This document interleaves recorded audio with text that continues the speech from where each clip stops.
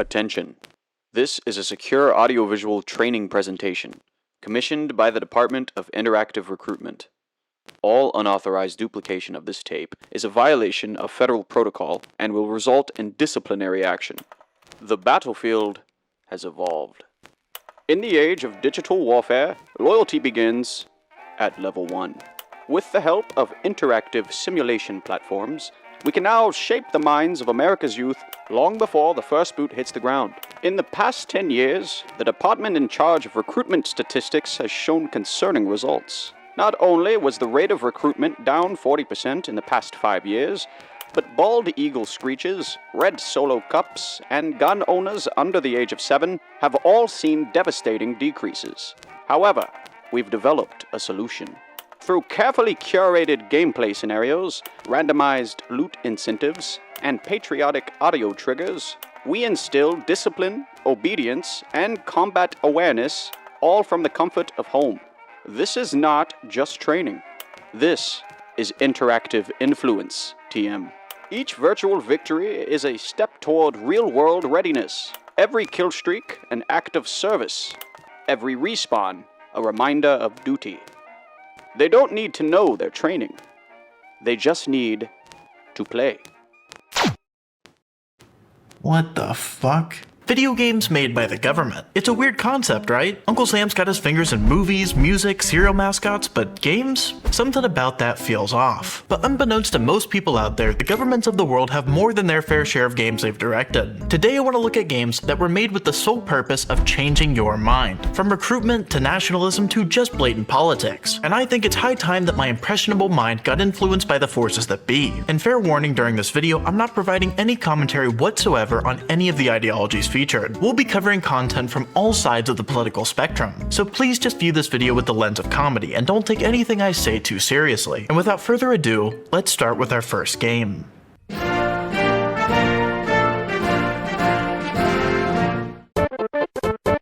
In the modern age, nothing terrifies an American more than the words, "Made in China." It's a phrase that strikes fear into the hearts of many. And finally, in recent years, China's begun cracking into the mainstream gaming space, launching globally received titles such as Black Myth Wukong, Genshin Impact, and Arknights. But what a lot of people don't know is that China's been in the gaming sphere for a while, having had produced legendary games like Frogger's Adventure, Temple of the Frog, Candle Man, and my personal favorite, Laden Versus USA. Yes, this is real. When researching this video, I stumbled onto the Wikipedia page for this game, which I very quickly want to read through because it is fucking unhinged. Laden Versus USA, Bin Laden's Challenge of the Century, is an LCD handheld electronic game supposedly created by Chinese company Panyu Gaming Electronic Co. The game is based on the 9/11 attacks and features pictures of the actual wreckage on the packaging. Laden Versus USA also bears the mark Made in China and ages 5 and up on the packaging. Now to me there's something inherently funny about putting ages 5 and up on this thing. Like, oh, how old is your son, ma'am? Oh, he's 5? Oh, do I have the perfect game for him? But if he was 4? Oh, no. His tiny, fragile mind couldn't handle this. Laden Versus USA has received negative reviews and is very controversial, you don't say. The actual built-in game is a bootleg copy of Submarine Battle, a handheld game released by Casio in 1983. Due to the generic nature of the gameplay premise, it is unclear if the game is intended to be pro or anti-America. Really?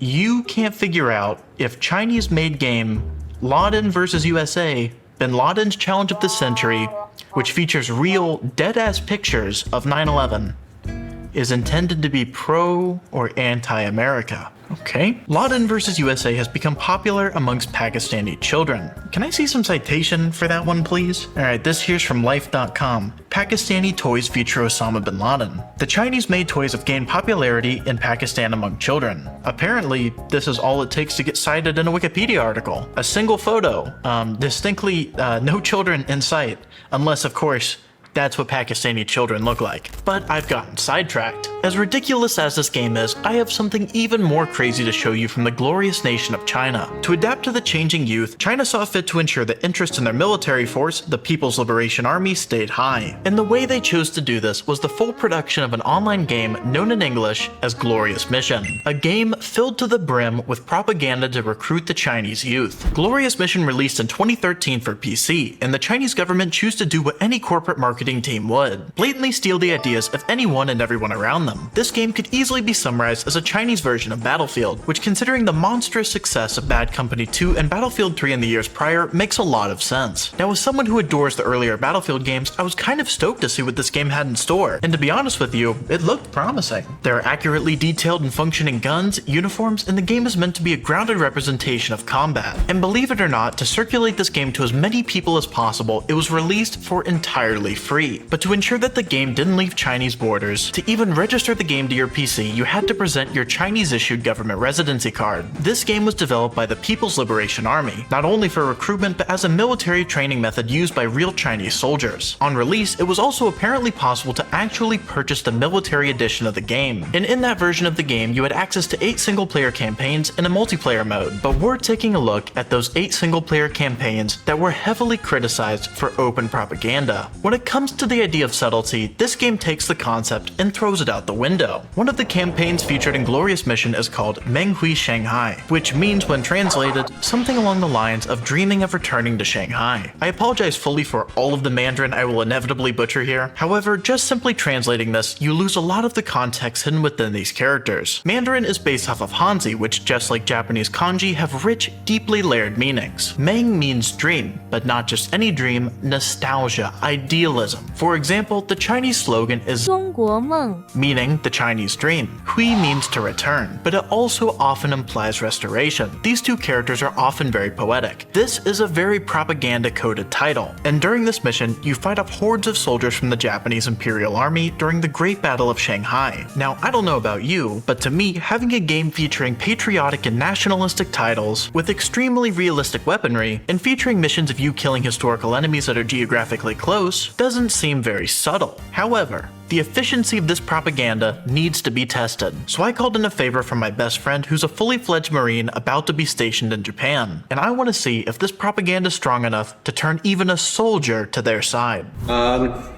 I don't know really anything other than I'm here to play some sort of game, I guess. No, I didn't tell him anything, but you know, since he's a Marine, I kind of figured that, you know, if this will brainwash him, it'll probably brainwash anyone. Alright, now you just go ahead and play the game. And yeah, from here we just had to sit back and just watch him play through the game, which was pretty boring, to be honest. You know, we had to sit through the tutorial for about 2.5 hours. You know, it was kind of sucked. Are the guns pretty realistic?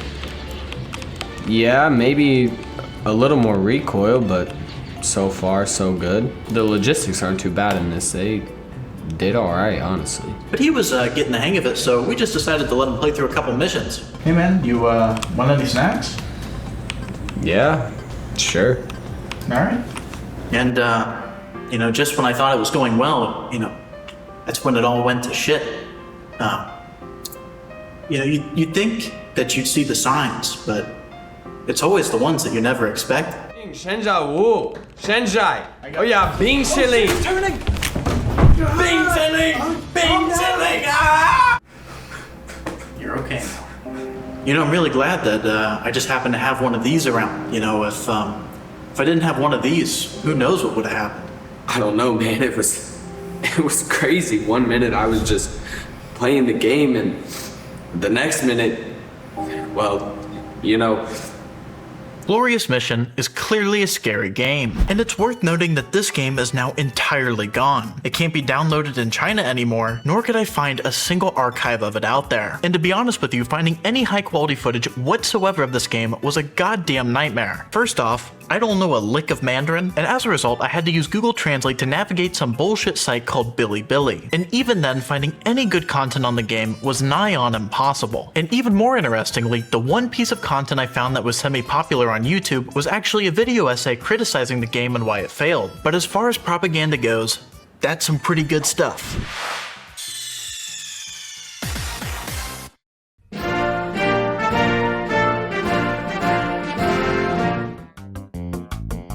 So as it turns out, China wasn't the first nation to try out that revolutionary recruiting technique. In fact, they weren't even early adopters, as 16 years prior in 1996, the first ever military-funded game was made by the United States Marine Corps. I present to you Marine Doom, a modified copy of Doom 2 meant to train soldiers on how to operate within a squad. If they spend a whole lot of time doing that, then they'll be that much more effective as a unit in a real battlefield environment. It's a fascinating bit of history, and surprisingly, you can apparently still download it today. Unfortunately, there's no footage of Marines actually using it for training, but our accounts of the game are as follows. A team of 4 Marines would play together over LAN, each of them having a unique role: a team leader to coordinate, 2 riflemen for general covering fire, and a machine gunner for suppression. Though never released publicly, the levels reportedly involve capturing enemy bunkers and rescuing hostages. While it was never classified as official Marine training, the Marine Corps Commandant at the time issued an order for more war games to be played by Marines, and as a result, Marine Doom circulated around several bases. But the US military's attempt to make video games did not simply stop there. Just years later, with the launch of the PS2 and its beefier hardware, they saw another chance to make a more advanced training game, this time releasing a game known as Full Spectrum Warrior, a full-scale military training software released entirely under the radar. When a full-on military training title was pitched to Sony by the US Army for release on the PS2, they naturally decided to decline the option, as Sony, Nintendo, and Xbox all did their best to avoid controversial titles circulating with their name attached to it. And so, to get around this, the US Army, in collaboration with Pandemic Studios, best known for their work in the Star Wars Battlefront series and Destroy All Humans 1 and 2, decided to do the unthinkable. They decided to actually make a solid and enjoyable video game. I know.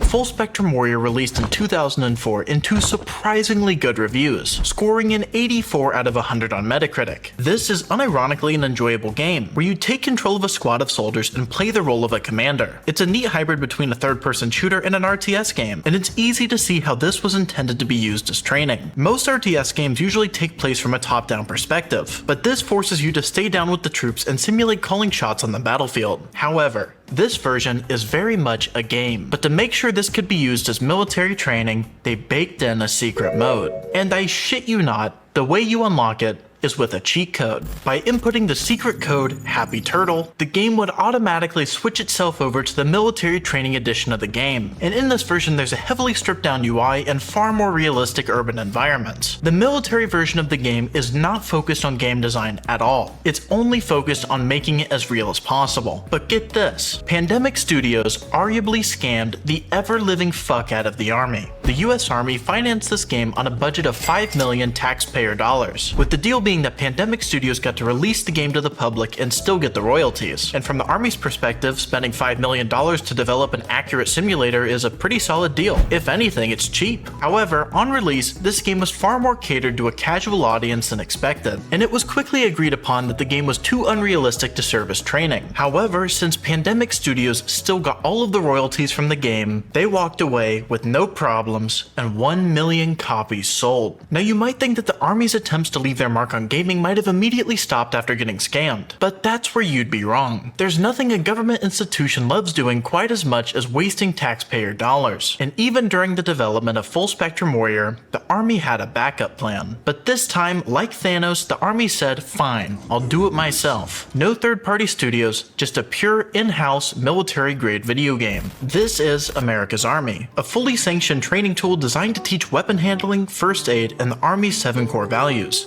through an online multiplayer shooter, and for its time, it was heralded as the most realistic combat shooter to ever be created. However, what this game did above all else was become possibly the most effective recruitment game ever conceived, and paved the way for China's later attempts. America's Army, just a few years after development, was released for completely free, and by 2008 it had nearly 10 million registered users and 42 million total downloads. Free-to-play games of this quality were an unheard of concept at the time, and thus it's no wonder it gained significant popularity.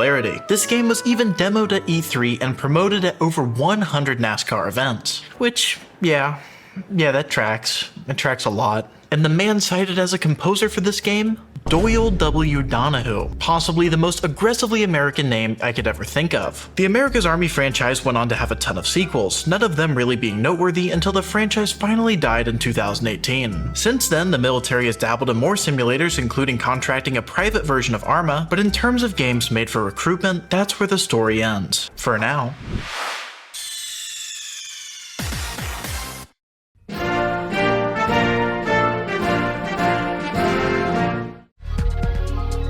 games we've discussed so far have been bold nationalism or attempts to recruit the youth, but next we have a true timepiece in the world of politically charged video games. This is Special Operation 85, a game developed by the Association of Islamic Unions of Students. Which, you know, really feel like they maybe could have workshopped that name a little better. Anyway, Special Operation 85 follows a group of Iranian agents on their mission to rescue nuclear scientists captured by the US military. This is the first game we've looked at that actively tries to demonize other countries, and it serves as a true time capsule of the political state of Iran at the time, which brings us to a much needed history lesson. In 1951, a man named Mohammed, I'm not even going to try it, that one, was elected prime minister in a landslide victory. He proposed nationalizing Iran's oil and ending British control over its resources. Shortly after, the CIA orchestrated a coup that overthrew him and installed a new leader, Shah Mohammad Reza Pahlavi, better known as the Shah. The Shah quickly signed an agreement that ensured that over 80% of Iran's oil shares would go to foreign powers, including the US. The Shah wasn't just a bad leader, he was a vicious dictator, using torture and the secret police to maintain his grip on power. In 1979, the Iranian people overthrew the Shah in the Iranian Revolution, establishing the Islamic Republic of Iran, the very same government we see today. However, the US continued its involvement in the region. When Saddam Hussein of Iraq declared war on Iran out of fear of Iran's growing influence, the US backed Saddam by supplying him with weapons, intelligence, and even chemical weapons. This led to the brutal Iran-Iraq War, a devastating conflict that resulted in casualties numbering around 1 million. After years of constant conflict and US intervention, it's understandable that many Iranians came to see the US as the villain, and thus this period saw many pieces of media made that show the US as an antagonistic force. Which brings us back around to Special Operation 85, a game that came right off the heels of these events. Hey everyone, Dagger from the future here. Today is the morning of June 13th. It is a lovely, lovely morning. I'm getting my work done. I'm literally moments away from hitting render on this video. I've worked on it for probably over a month now. And just as I'm going to fucking hit render, just as I'm about to fucking do it, Iran becomes international fucking news in a possible goddamn war. I don't know what I do to deserve this. I don't know what I do. But apparently I do something. I've pissed off some sort of deity out there. And now, of course, this is just a fucking hot topic here, and I don't even know what to do. I don't know what to do. Just keep in mind, when you're watching this was scripted 2 months ago, recorded over 30 days ago by now. And of course, now, moments before I hit render, it becomes fucking controversial. So clearly, I'm not trying to say anything. Please take this with a grain of salt. If things somehow get worse, sorry. I didn't know. So sorry if this is a bit jarring, but I guess back to the video. Now, technically, this game wasn't made by the Iranian government. However, it was made on 32,000 USD in their tax dollars. And most interestingly, this game wasn't received well, at all. The game was heavily criticized by the Western audience for what I hope are fairly obvious reasons. But then, maybe the one area of success would be within Iran and its neighboring countries. But no, even domestically, this game was clowned on hard. Not really as much for political reasons, but more so because, well, the game was bad. Hilariously bad. But my issue with this game is how much of a pain in the ass it was to get a copy. This game not only was never released in English, but it sold terribly even within Iran, meaning at most maybe 10,000 copies of this game ever circulated. And not only that, but it released in 2007, well before the internet was preserved. So here's a giant list of steps I had to use to get my hands on this game. The first thing I checked were major outlets like Steam and Good Old Games, but unfortunately nothing popped up. And then of course I went to abandonware sites, and once again they had nothing. This is when I started to get nervous.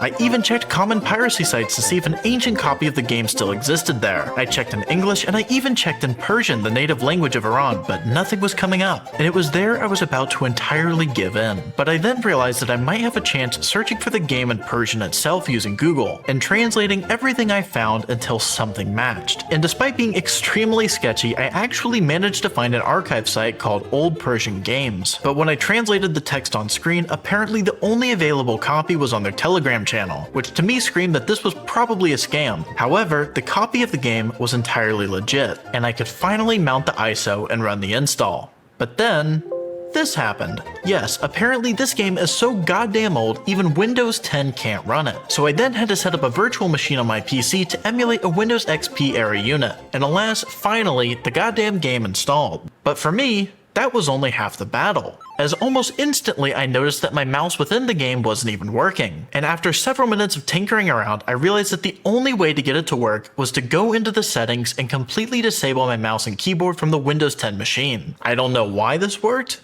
but it did. And as a result, I was finally able to get into the game and play Special Operation 85. And after all of that work, the game was fucking terrible. Imagine this as a Doom or Counter-Strike ripoff, but instead of it functioning even at a base level, enemies randomly go invisible, clip through walls, shoot through their own bodies, shoot through floors, and sometimes don't even take damage. That is this game in a nutshell. Playing this was actual torture. I usually love me a bad game, but this is something that not even the biggest masochist in the world could tolerate, and at multiple times during this recording you can hear me losing my goddamn mind. Enemies randomly popping out of nowhere to kill you instantly, armor pickups randomly choosing not to work, people tanking entire AK clips, some weapons you can just for some reason infinitely reload, and just look at this fire effect. That is deadass just a series of PNGs moving upwards. And most bizarrely, the game is extremely trippy. I have no idea how this even occurs, but walking up to a texture causes it to entirely bend with the camera, making depth perception an idea of the past. And to make everything better, the game tries to use directional audio, but it fails so miserably it becomes borderline unplayable. You'll see gunshots from the left and then hear them from the right. Sometimes the guns just go completely silent. It's almost impressive how dogshit the system is, because they couldn't find a way to make any track in the entire game stereo sound, meaning the game's OST is in mono. You only hear it in your left ear the whole time. Unfortunately, outside information on this game is scarce, and the only piece of information I could dig up was a niche article written with the maker of the game. Quote, "We chose computer games as the most popular appliance currently among kids to transfer values such as sacrifice and martyrdom to our pupils, while focusing on the nuclear issue," said Secretary General of Society. Yeah, I'm not gonna try that one either. He then went on to say that he entirely denies the game incentivizing people to perform acts of violence based on the game's message, and it was simply made to combat the growing narrative of Iran being a negative force. When I said that this game is a true timepiece, I really do mean that. To even understand the motivations behind the making of the game, you have to have a pretty complex understanding of the nation's history, and it remains one of the most fascinating pieces of propaganda ever made.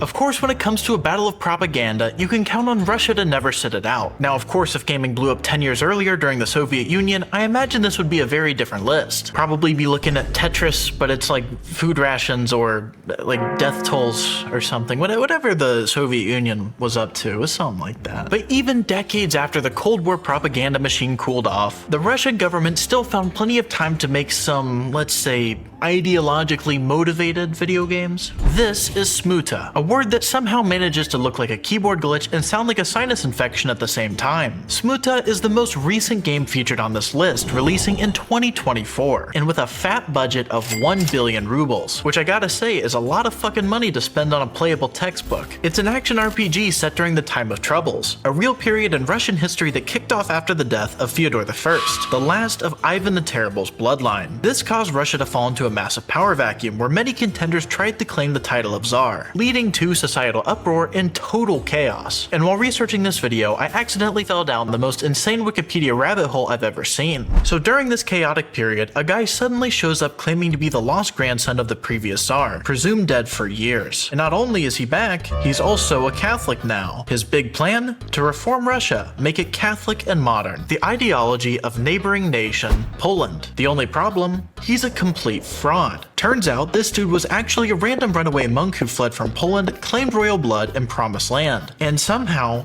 Poland just fucking believes this guy. They gave this man a full-on army which he used to walk into the Kremlin and take the title of Tsar. This man is now known as False Dmitry I, and what happens next is a Shakespearean-level speedrun. Just 10 days after marrying a Polish noblewoman, the other aristocrats figure out that he's a fake, and as a result, they do the most natural thing possible. They take this man, throw him 40 feet out of a window, which he somehow survives. He limps off into a bathhouse, where he's then captured, brought to town square and beaten to death. But then, of course, doing the rational things, the natural responses, just for good measure, they scooped up his ashes, loaded it into a cannon, and fired it off at Poland.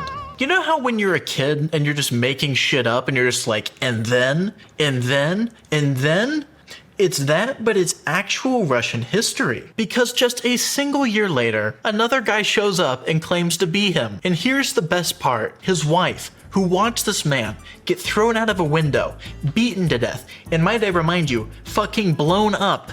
Publicly blown up. She was probably there. She fucking believed him. Thankfully, there were enough people in the vicinity with an IQ maybe north of 85 who saw through his deception and eventually killed him. And then another fucking dude shows up and does it again. But enough of that tangent. Clearly it goes to show what a chaotic and ridiculous period of time this was. So logically that has to mean that Smuta, this game, will be some sort of self-aware comedy, poking fun at the ridiculousness of the era. It's not. This game is total dog shit, but it's some of the most obvious revisionism I've ever seen. This game was funded by the Russian Institute of Internet Development, a Kremlin-funded organization. The Institute of Internet Development, which will from here be known as the IIDF, is a Russian organization dedicated to fostering Russian media that aligns with Russian ideals and messages, which is a fancy way of saying that they're lying. The IIDF is best known for their investments in tech advancements, functioning as venture capitalists for the government, but occasionally they've approved support for video games. However, after this one, I'm not so convinced I'll ever try that again. Smuta is a game that is unfortunately impossible for me to play, as it was only released on the Russian game site VK, which to even create an account would require me to present a Russian bank card, something that I definitely don't have. The game doesn't exist on Steam apparently due to sanctions, and the developers claimed it's too hard to add to PS5 or Xbox, meaning I guess I'm just shit out of luck for playing this game. At least through the legal channels, that is. But don't worry, I would never pirate this game. And the footage you're watching of me playing this game is fabricated and CGI, because I would never do something illegal. I would never, ever accidentally open up QBitTorrent and accidentally click on the download button. It wouldn't happen because I don't do illegal things. But now let's take a peek at Smuta itself. Smuta starts off with a cutscene in the middle of winter, and well, that's about all I can tell you. Seeing as I speak and read zero Russian whatsoever, there was no way I could possibly figure out what anyone was saying, especially since Russian is an incredibly monotone language. So my understanding of the game had to come from commentary and ads I found for the game. This character here I believe to be Yuri something, a character from a book of the same name that inspired this game's setting. This is where the propaganda really starts to set in. The novel Yuri Miloslavsky is an extremely nationalistic retelling of the Smuta era. During this era, the Polish Commonwealth took the opportunity to intervene, not exactly to stabilize Russia, but rather to expand their own influence by supporting pretenders to the throne as we discussed earlier. And like with most occupations, violence and oppression followed. Fast forward 200 years and Poland as a sovereign nation no longer existed, having been partitioned in the late 18th century between Austria, Prussia, and Russia. Unsurprisingly, Poland did not like being under Russian rule, and as a result, social uprising was inevitable. And in that climate,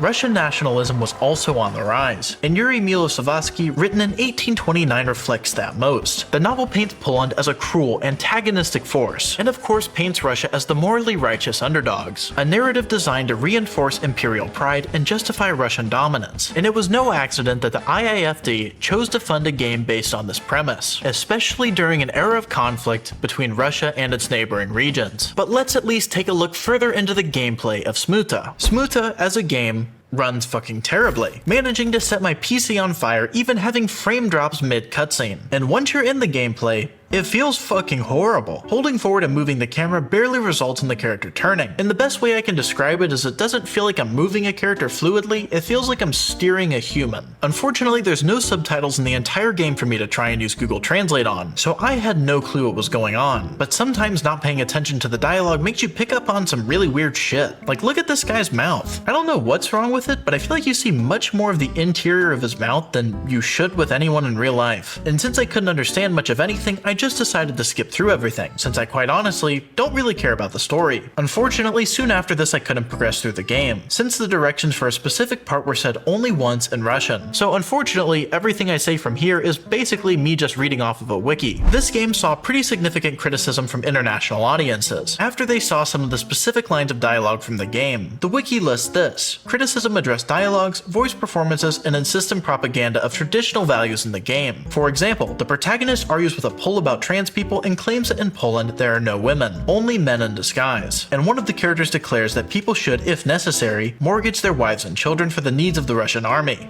This is clearly the most nefarious title we've seen today, and I find it no coincidence that the Russian government financed it during such a time of conflict. And I find it equally telling that it was reserved only for Russian audiences.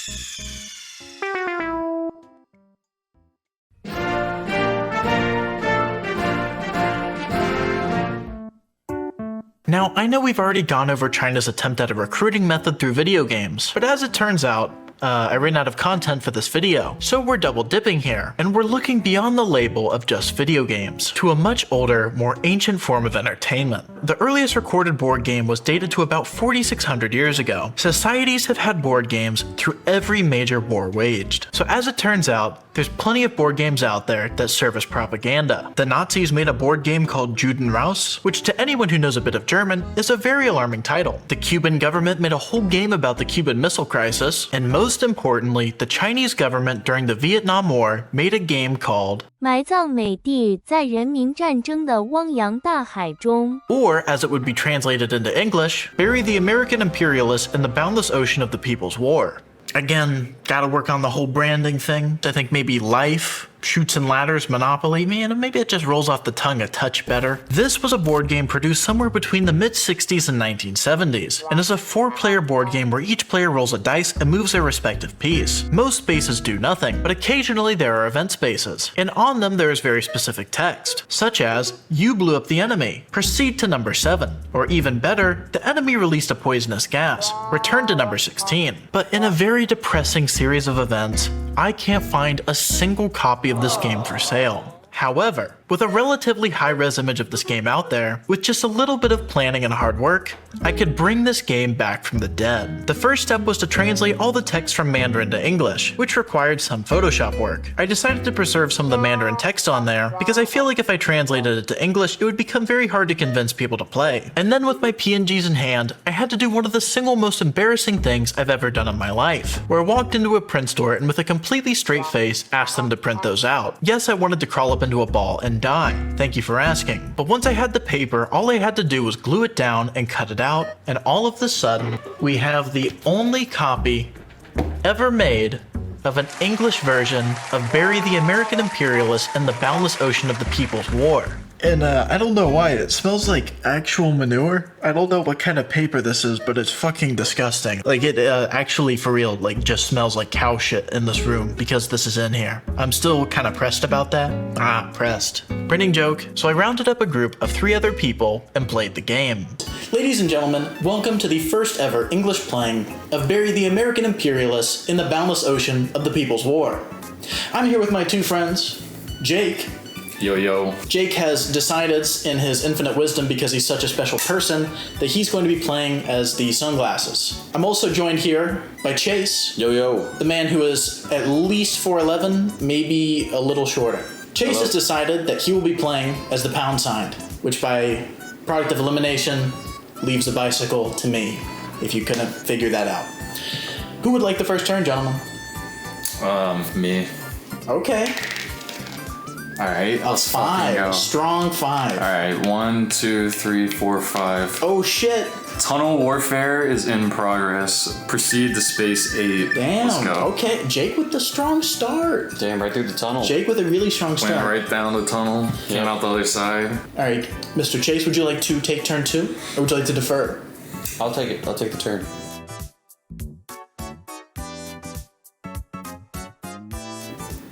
Oh shit. Wait. Can someone go check that? Wait. Is it a 3? It was a 2. Oh. Off to a rough start. Back to Jacob's turn. 6. Let's fucking go. This man's 1, Mr. Xi 2, 3, Jinping over 4, here. 5, 6, 14. Oh my god. A wasp war is in progress. Proceed to space 16. I don't know what a wasp. Dude, they're literally getting chased by They're literally wasps. sending out wasps. Hell yeah, I probably got the 2 best rolls that you could possibly get. Jake, having had seen these events, I would like your personal opinion on the Chinese government, and specifically their relationship with the region of Taiwan. First of all, fuck the Chinese government. Taiwan is its own independent country and is the backbone of the I silicon do not condone chip this. I do not condone this industry. message. To my Chinese brothers, this man is incorrect. It is a region of China. It is not an independent nation. We're gonna go to war with China. No. Again, it's always doing something. A 4. 4. That's what I describe you as to women. On a 4 scale.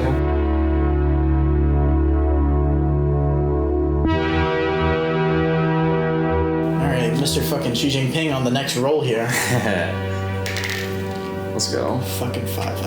Is this 1, 2, Cameron, this is a 3, fucking 4, 5. Just barely missed poisonous gas return to space 16. Let's go. Of course he misses it. Another great roll. The Chinese blood clearly flows within you.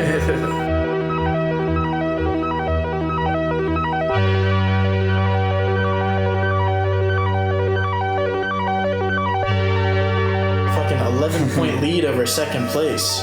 Yeah, dude. What can I say? Narrowly avoids the gas, gets... You are fucking worthless. In a good way.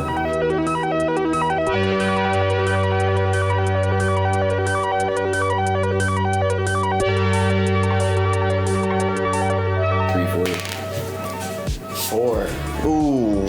Uno, dos, tres, and cuatro. Take one more turn. Look at that. Wow. The enemy tumbled into a pitfall. This Fell is into one of their own traps. One of the, I don't think the Americans were making pits. I think that was the Vietnamese. We didn't do any traps. I'm sure we did a couple. Yeah. I don't know if we were doing pitfalls. It seems a little advanced. Fine. China blesses me. 1, 2, 3, 4, 5. Take one more turn again. Mine warfare is in progress. Shit. I just love the Chinese. Oh my god, someone get me a new pair of underwear. God So damn. you made this. You wrote these. You escorted the prisoners. Take one more turn. Is that really what it says, Jay? Yeah. Would you like to come over here? No. I'll take his word for it. Not to brag, but I do not read. 1, 2, 3. You blew up an enemy ammunition depot. Take one more turn. A 1. Alright, well that ends my fucking 7-year turn. Deferring to the chase.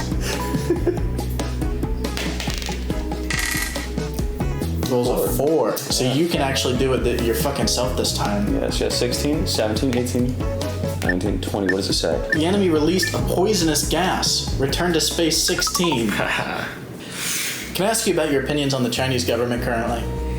Fuck the Chinese government, specifically. Not the people? No. How do you feel about the race of people, though? Oh, they're great. Okay. Yeah. Make good food. Yeah. They turn left now. Alright, I caught up. And they wish good luck to everybody else. Yes. No, I'm gonna keep that in. 1, 2, return to space 29. You know, I think my opinions on the Chinese government are rapidly changing. I think maybe Taiwan might be an independent region. Yeah, well.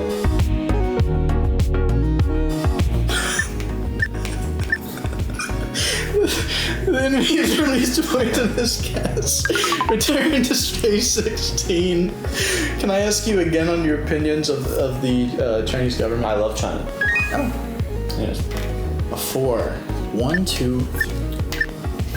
I think it might be with you on this whole all should die thing. I think you might have been cooking with that. Yeah?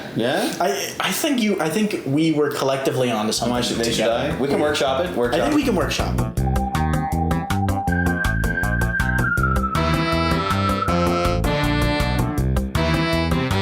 Have you ever heard about this event called Tiananmen Square? Oh, yeah.